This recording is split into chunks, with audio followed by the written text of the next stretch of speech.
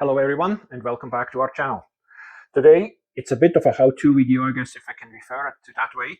We have a little bit of a repair we want to tackle.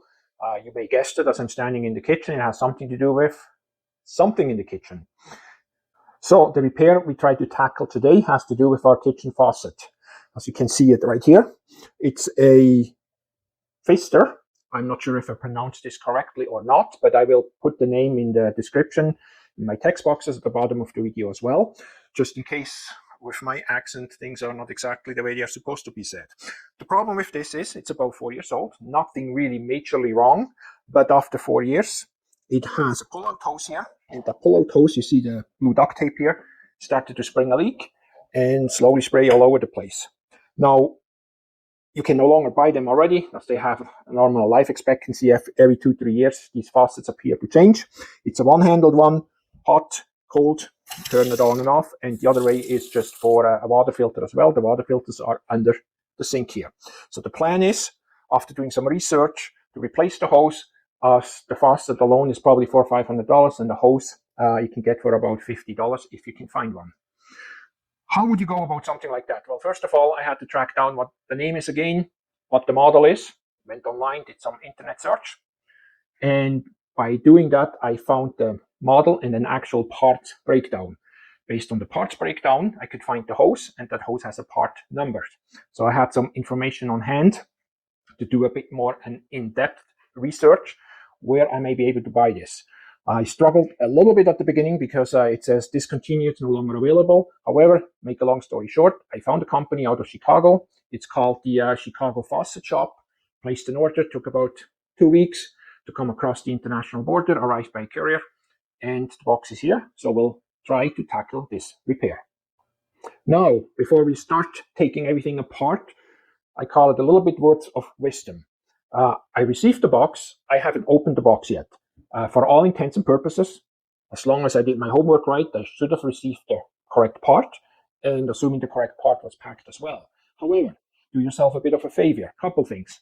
First of all, don't start the repair at 5 o'clock at night, just before dinner, because sometimes these things have a tendency to take longer than you may expect. The next thing and the next step, or words of wisdom, before you start to take the existing hose out, since it's still leaking, yeah, it is leaking, but what I meant to say, since it's still working but leaking, and we have not opened our new box, open the box first, double check to make sure you actually receive the correct parts, compare it, and I would suggest only then start to take the existing one apart and take it out.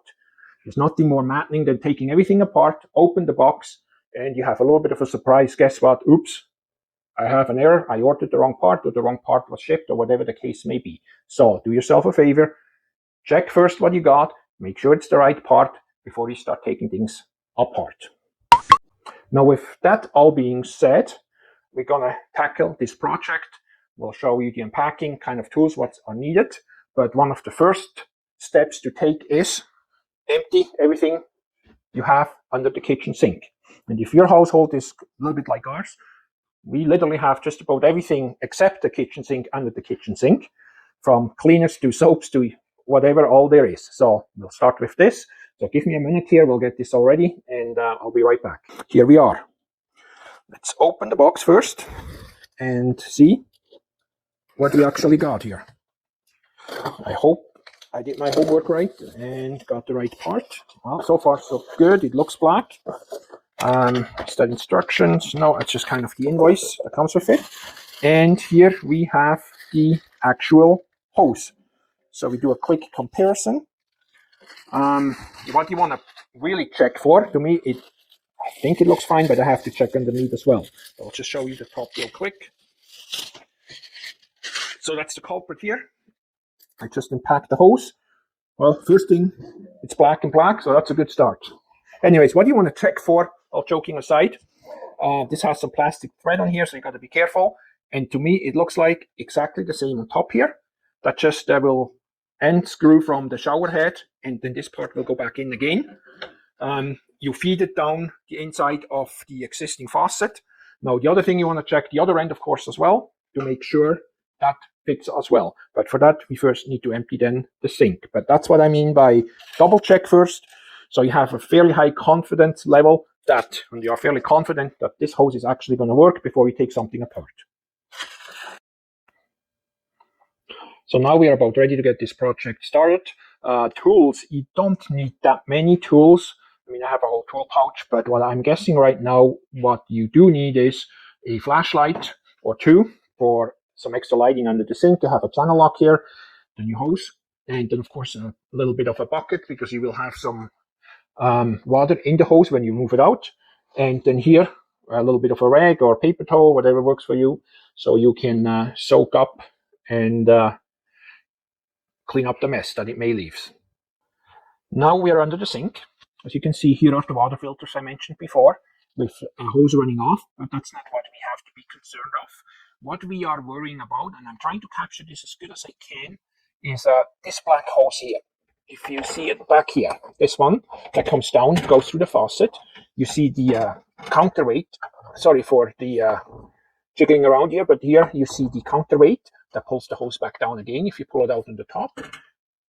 Oops, almost knocked the camera over. And then over here, you follow the hose and it goes into this quick coupling.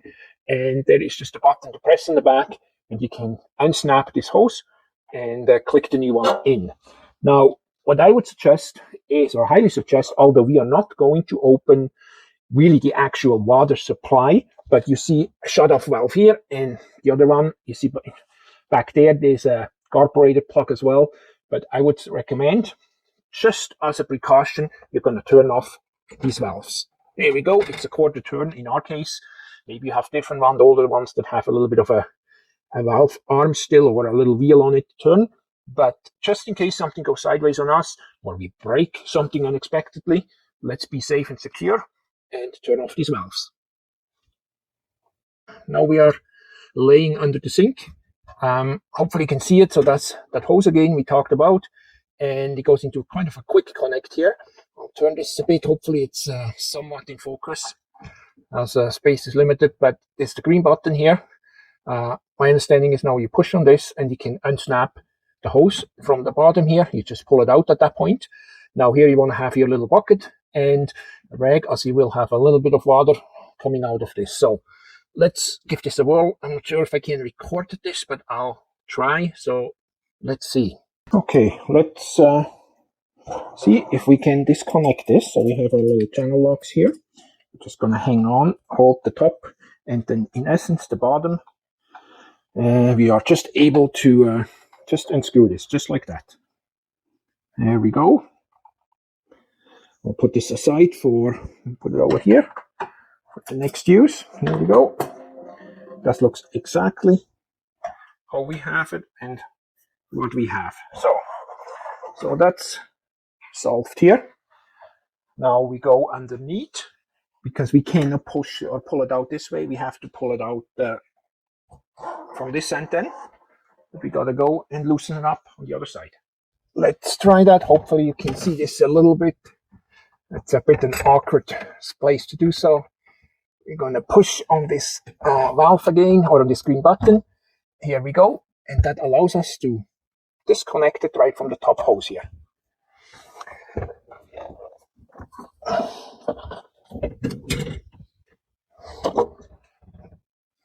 Okay, with that being off already, we're going to see if we can get this counterweight off, but we can't quite yet. So as the first step, let's drain the hose. There we go. There's not much coming out. So now move on to the next step. It's not very easy to film down here. Okay, a bit more comfortable position. I'm out from underneath the sink. So this was what I was talking about. You push this lever here. As you can see, it's spring loaded. Then you can pull it straight down, and in the disengages, I guess is maybe the proper word, from the actual connection point there. So what we need to do now is thread it from here, take the counterweight off, pull it out, and then put the new hose on. Okay, here we go. I put my channel lock on one end, and I should just be able to thread this. Look, and here we go. Now here is where the bucket comes in handy, and the towel. Okay, we have the counterweight off. We're gonna let this drain out for a second, and the next step is I'm gonna pull on the other end, and this hose comes out nicely. So let's have a look on the top of the sink. With everything loose at the bottom now, you should just be able to pull out this hose. Now there's more than enough space. If you would be worried that's very tight or so, if you're unsure if you can put it back in, you can always attach a lead wire or a piece of string on the other end and pull it out. So by the time you have this out, you got the string out here as well, and you can help it back in again. But in this case, I do believe to have more than enough space that we shouldn't have a problem whatsoever. Okay, here I got the new hose. So we just feed this back in reverse. And I said this shouldn't be a problem whatsoever. Okay, and now before we attach the top, we go underneath the sink again. Now what I'm going to do here, since I have the shower head all off, you can see it's a little bit calciumed up. So you can use some kind of a brand product, or in my case, I just use a cheap white vinegar, pour it in a glass, and that's it. My only problem is I need a wider glass to make this happen. So, okay, there we go. We got a different glass, and we're just gonna set this a little bit in vinegar. We're gonna fill up from the top just a little bit, and while we are fixing and reattaching all the bottom, we let this sit, and the vinegar should dissolve some of this calcium buildup. We are back in front of the sink right now. Here you see the hose coming down from the top. I can't quite show it all the way up there, but it's coming out right here, all the way down. So one of our first steps now is we just reassemble it backwards. Make sure you start with the counterweight here. You don't forget this. So we're going to put this back on. So with the counterweight back on here, we will spin the end back on. That's this one here. I mean, you can't go in error. You see the threads on here. So you just take this, make sure you have no debris or anything in there, put it on, and just spin it right back on again. Now, this was, I would say you can just do this a good hand tight. I wouldn't, there we go. I wouldn't use pliers to really try to tighten this up as much as you can, because this is plastic and you will actually break the plastic. So you just spin it on hand tight. So what we're going to do is the rest in reverse. You see this little, you see here, this little lever again. It's hard to show you, but this little lever again. I'm going to push it in, slide it over the pipe again, which is, let's see, you see that little stubby here, that's this one here. So it just goes right on here again, clips in. Now the other thing, make sure with your counterweight that you have it here in the opening in the right place. Make sure your hose is not wrapped around a drainage pipe or a dishwasher pipe or anything like that. So you actually have the space. When you pull on the top, it can actually give way. Okay, let's try to tackle this. Okay, not sure how good you can see this now, but we're gonna get us in position in this cabinet again. We get this counterweight here. Make sure it's not wrapped around anything it shouldn't be. I'll turn this hose a little bit so you can see. So I'm just gonna line it up, push it on, and you may even hurt the clip. You don't even have to push it, you just push it back on. It clicked in, and this should all be fine. You take a cloth, dry everything up, make sure it's all dry. So once we do the after check, we actually know if, in fact, if it's good or if we have some kind of a problem or not. So we had this soaking for a while. We brushed it all out, cleaned it all off, probably about 10-15 minutes. This was a bit sitting in vinegar. It's all clean. I think it shows up. While we were waiting for this, we took the opportunity and cleaned out underneath the sink as well. Made it all nice and tidy again. I'll show you in a little bit. So let's move forward and spin on this shower head again. So here I said shower head, but I actually meant the kitchen sprayer head. So the hose is in, the weight is on the right place, as you can see. You can pull it out again, goes in and out, and just about works like new. There we go. Here again, make sure you don't cross thread this, so be very careful. It should grab easily, just like this. Here we go. Now we have some resistance because it starts to seal up. There we go. And depending on your hand strength, I wouldn't even use a plier here unless you absolutely have to. So this is in place as well. Make sure it goes all the way in. Yeah, comes out just like new. Look at that. Now we're gonna have a quick look underneath. So we're all done underneath here as well. You see it's nicely clipped in again right here. It's nice and tight. We dried everything off. Oops.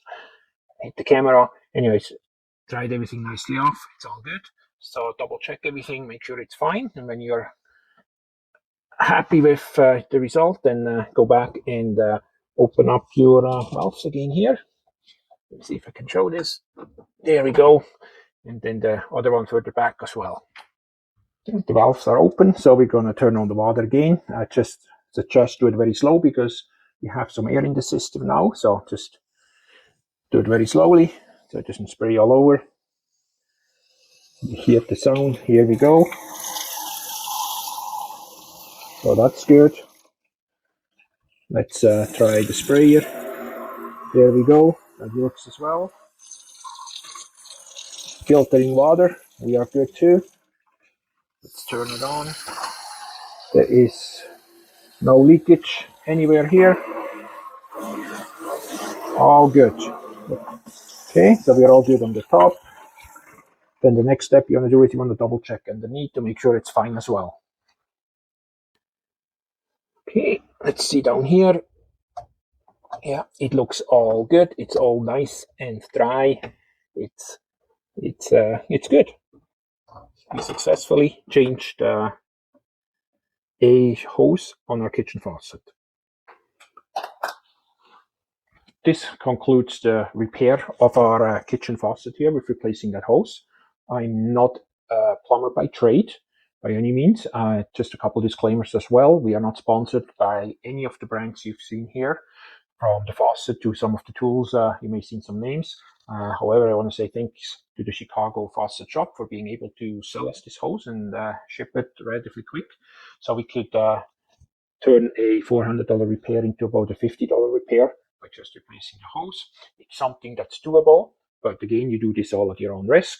I just encourage you to do your homework, make sure you have all your ducks in a row, and if you're a little bit of a handyman, that should be something you should be able to pull off as well. Hopefully that the video helps somebody out there. If you enjoy this, also don't forget to hit the like and subscribe, as this will help us out as well, making these kind of videos and keep growing our channel. So thanks a lot, and we shall see each other soon again.